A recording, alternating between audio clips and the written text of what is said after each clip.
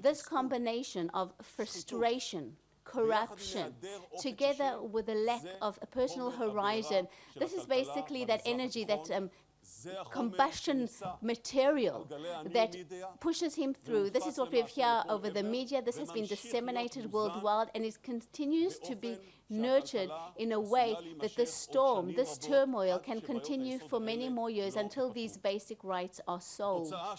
The result of all these things is a very clear picture.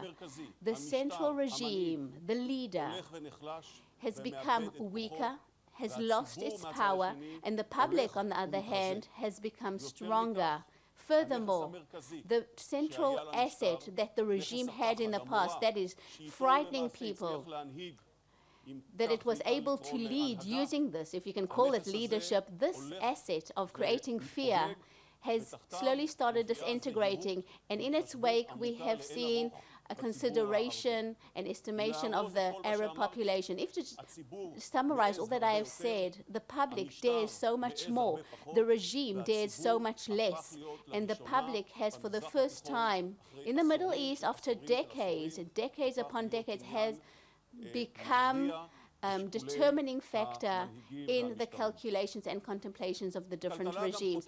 This turmoil or storm also opens an opening for change in the architecture of the Middle East. And the second phenomenon that I would like to talk about is the rise of Islam. There's no need to dwell on this or expand. Again, we've seen Morocco, Tunisia, in Egypt we've seen this. But it's important to say that Islam wasn't the motivating factor of the revolution, not in the initial stages nor in the later stages. It's not that the young people suddenly broke through and went out into the squares, the Tahrir Square, with Quran books.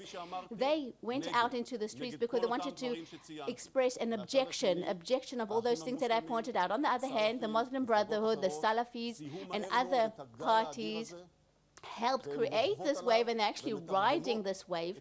They are translating this very deep infrastructure, very complicated infrastructure that they had in many countries into political power, in that they have become the dominant factor in the new reality. This achievement is no coincidence.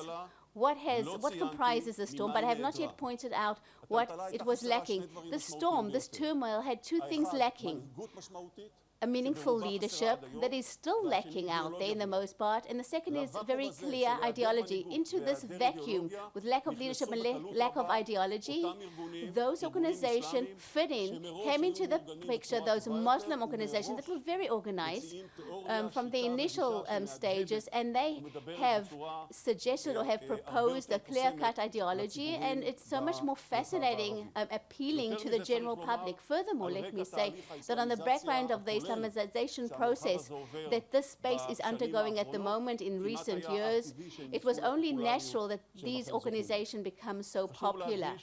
It is important to emphasize that the Muslim bloc, another monolith, we know that this Muslim Brotherhood, we have seen a great development of solidarity between the organization of the Muslim Brotherhood in different countries, even Turkey, Syria, and Jordan, and even in broader circles as well. The models that we might see might be very varied. There might be models of regimes that are based on Islam or have Islam as an integrated factor. And I would like to point out Egypt. Of course, its political power has decreased in light of the current actions, but probably will continue to be a very meaningful center in the way in which the new Middle East comes to being. And the model that will be created there, that Islamic leadership model that will be created there, will probably greatly reflect on the entire Middle East. Another thing that I would like to say, and this is quite clear-cut, more and more countries around us will have leaders, regimes that are pro-Islam or based on Islam, and the national component that characterized regimes in the Middle East in the past 50 or 60 years is being substituted by this Islamic base, which will be dominant in the following ways: that even into the Arab-Israeli conflict, I think we might be seeing a penetration, some sort of augmentation that will be religiously based and not